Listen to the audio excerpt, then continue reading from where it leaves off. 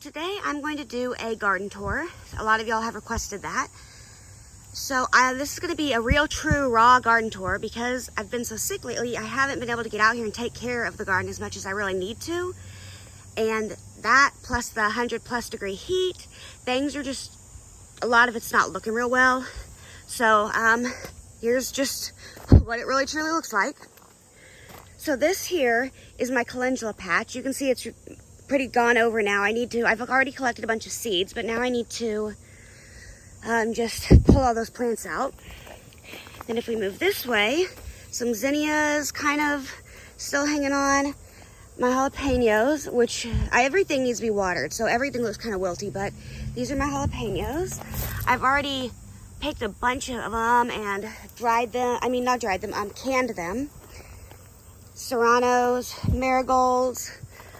These are a couple of different hot peppers here. You can see these ones are similar to cayennes. Then in this bed over here, against the fence, I'll go over here so I don't forget it. I tried to stick these 2 peppers in the front and they didn't really work because it's just, they got shaded out by the bigger plants. But then I've got the 2 tomato plants and the marigolds, tall marigolds. Oops, sorry, I'll try not to spin you around too fast. Here I have a long row of sweet potatoes in pots, grow bags. Then back over to this bed with the cayenne looking peppers. Some purple basil, all the basil is going to flower now because it's just so hot. Then this was my pull beans, on this arch. As you can see, they're done, need to be pulled as well. Then in the center here, this is a melon, I forget exactly what kind. And so I've got it planted up there and then it's trailing down onto the ground and you can see there's a little melon. Pretty cool. This side across was nasturtiums. They need to be pulled out. You can see there's some leftover nasturtiums in there that need to be pulled out. Then back over here, underneath this black cloth, this is shade cloth to protect them from the sun, is my sweet peppers. So these ones don't really have any peppers on them right now. These ones are called Carmen, and as you can see, they need to be harvested, but they're like really big sweet peppers. I'm growing them to see if they might be better than bell peppers, because bell peppers take so long to grow and everything, and ripen, and they often get sun scald, which is like a sunburn. Then under here, in the back, back in there is a pepper plant that's just small. And this ring is a small pepper plant. Basil, marigolds, big basil coming out here. Then this is where my bells are. So you can see, like, here's one starting to ripen. There's one that was starting to ripen. It started to ripen, but you can see this one got sun scald right there real bad. So that one's gonna have to go in the compost. Then there's more. Here's some orange ones. I can get a halfway decent shot.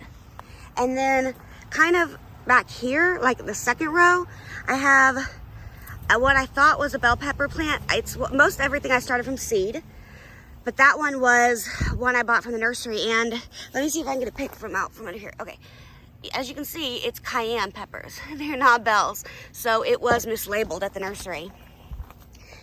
Then over here, this is what's one of the things that's doing all right now because it is black-eyed peas and it's real hot and they're a hot weather-loving crop. Then in this corner, I thought I'd try putting an extra watermelon plant I had in and letting it trail. And it's trailing, but it's never had any flowers or fruit, so I don't think it's gonna fruit this year. Then back around this way too, that's the first bed we were at with the calendula. So then on this arch here is cucumbers. And you can see that side, especially the pickling cucumbers, the vines are really dying and there's some cucumbers I need to pick, some that have gone over. Then this side is doing a little better, but still not great. Got some cucumbers under here that need to be harvested, one right there. And then some of them, like that one right there, behind the grating, is going over. So I'll have to chop that up and give it to my worms composting. Over here in the back is tomatoes, and in the front is bush beans. Need to pull out the bush beans, but as you can see, there's some, I've already harvested a bunch, but there's some tomatoes that are ripening. There's one back there. Some back there, bunch back there, and because I haven't been feeling well, I haven't gotten out here as much as I really should have to like tie these up, but that's okay. Then these tomatoes are so cool. The plant has gotten diseased a lot sooner than all the others, but as you can see, they're striped. So here's one. Let's see if I can get a good angle of it. It's ripening, and look how gorgeous it is. I'll put in a picture of some that I already harvested where you can really see what they look like, but they're really cool. Then right here, I used to have a wooden bench right here, but it was like, well, partially inaccessible because of all my plants, but also it was old and the weather had just made it start splintering and it was just not good, so I removed that.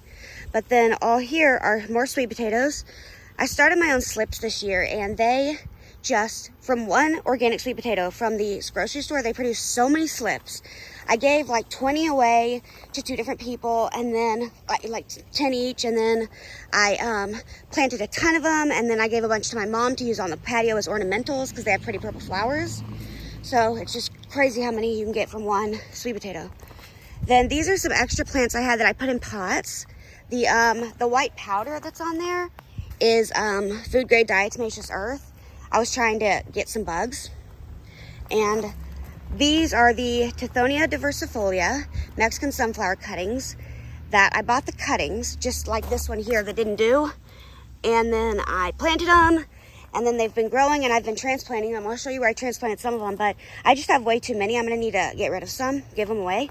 And then in this grow back here is cantaloupe. Again, it's got that powder that I was trying to get rid of the bugs, but it's not doing. And then in some of these pots is comfrey that I have. It's looking sad, but I've got a row of it over here. And I divided it and put them in pots, hoping they would grow into pots, end up little plants that I could then pot and plant in the ground somewhere else. So I've got one like right there that's doing okay. That one's doing all right. That one will be fine once I cut away the brown. That one's kind of dying. And then I've got one more over here. And then I tried to start a bunch in these little cups to give away, but because I haven't been out here to water as often as these tiny ones need, they haven't done well. So then next to this bed with a stripy tomato is this little bed, and I planted a bunch of melons. So they're all kind of mixed together. Let me see. There's one there, growing there. And I think there's one, yeah, here's a cantaloupe down here. So that's a honeydew. And then in the back, I have this trellis thing with the pretty sun on top. And I tried, hang on, step around these vines, goodness. So these here are butterfly, not this plant is coming in through the back, but these, I planted here a row of butterfly pea flowers. And you can see that one on the end is doing the best, but they never really grew up the trellis or grew much at all after planting them out. So maybe I should have direct sowed them. I don't know. I'll have to experiment again next year if I want to try them again. Then here is tomatoes. And again, I haven't been able to tie them up and stuff as much as they really need to be, but so they're looking a mess. But there's some coming on. I did have nasturtiums there that I cut out because they were like dead. I tried to do a row here of more of the black-eyed peas, but as you can see, only some of them really came up. So I've got a little bit bigger type tomatoes like these here. Then I've got ones like this, super sweet 100 cherries. These ones that are a little bit in between size. These ones are kind of small too. And then this is some dill I planted from seed. And now it's, you know, kind of just going crazy. And so I've already had some caterpillars on it that have moved on by now. And then if I move these tomato branches, you can see there's a little bit, couple of the black-eyed peas under there. So I need to tie those up. Then again, more basil. I use basil and marigolds a lot as companion plants. Here is borage, needs to be pulled out again. I just put it there as a kind of a pollinator attractor. Then what's really looking nice is my in-ground garden. So before I had any raised beds, this is where I would plant all my veggies and stuff. So it's not a very big area. And things never really did all that well here because the soil is just super dense clay and it's real hard to dig. The roots just don't want to spread out. So this year I've decided to make it into a perennial flower garden for the pollinators. So I planted a bunch of stuff that's like Texas natives. Oh, well, before I started planting the perennials, I already added some extra tomato plants and one pepper that I had left over and didn't have anywhere to put, but didn't want to just trash them. So I've got tomato, a little pepper there, tomato, tomato, tomato. And then everything else that I've gone ahead and planted in between are these perennials that are real pretty. Then let's go back over here. You can see 3 of these Tithonia diversifolias on that side. And Then this flower is really pretty. Look at that. It's like a little sunflower and it's real tall with multi-heads. Then some more perennials, different types.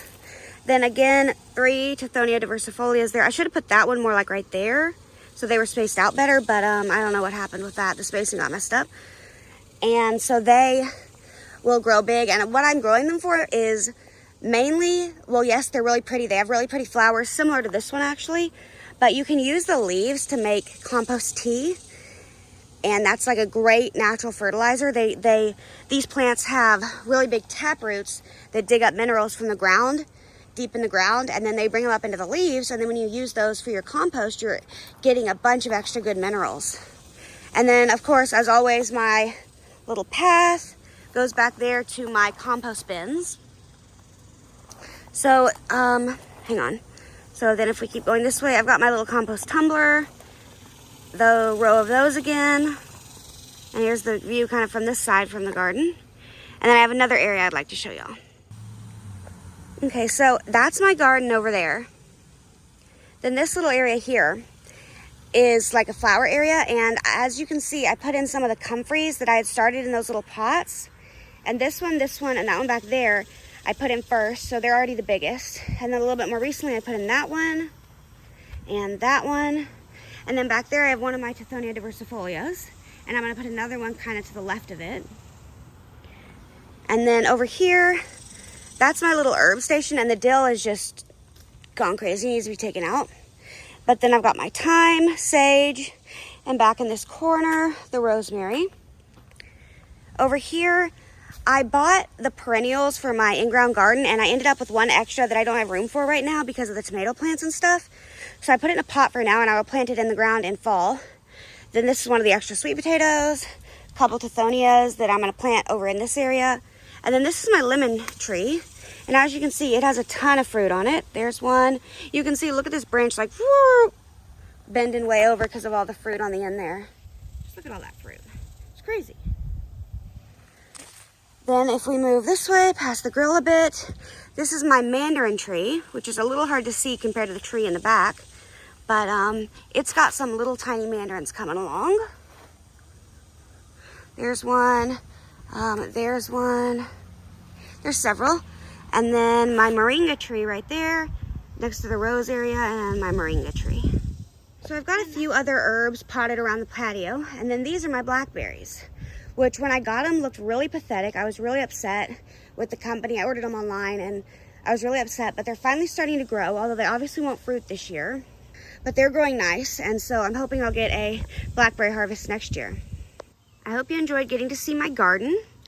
I'm planning on doing like a catch-up vlog soon, hopefully filming that tomorrow, kind of just letting y'all know what all has been going on, because I know I haven't posted in like 6 or 7 weeks, at least long form. I've been posting shorts, but yeah, so I'm hoping to have that out soon. And if y'all have any video suggestions for videos I can make that are a little bit similar, more similar to this, where it won't take like a ton of research and scripting and editing and all of that like a lot of my videos do, ideas for something that can be a little bit more simple, where I just like film it, it takes minimal editing so that I can get some videos up while still not feeling great, I would appreciate any suggestions. Thank you so much for watching. Have a great day and blessings. See you next time.